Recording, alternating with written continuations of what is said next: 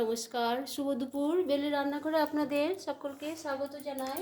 আজ আমি দুপুরে কী রান্নার আয়োজন করেছি চলুন একটু শেয়ার করে নিই।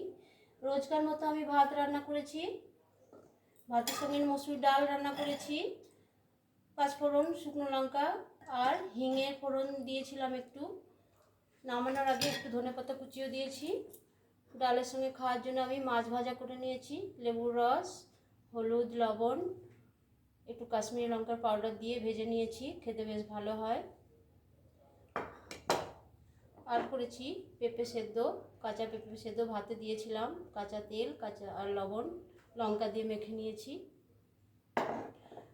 আর মিক্স সবজি করেছি, গাজর, ক্যাপসিকাম, বিনস, পেঁপে, কুমড়ো, সমস্ত কিছু সবজি দিয়ে তেলে শুকনো লঙ্কা, তেজপাতা, পাঁচফোড়ন, পরিমাণ মতো লবণ, হলুদ দিয়ে রান্না করে নিয়েছি।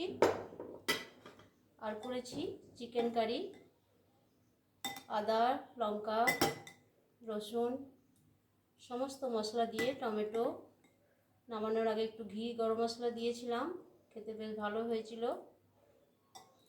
আর আছে স্যালাড, পেঁয়াজ, লঙ্কা, টমেটো, দু টুকরো লেবু, একটু লবণ। যদি আমার এই আয়োজন আপনাদের ভালো লেগে থাকে, ছোট্ট একটি লাইক, কমেন্ট ও শেয়ার করতে ভুলবেন না। পরে আবারও মেনুতে দেখা হবে। সবাই ভালো থাকবেন, সুস্থ থাকবেন। টাটা।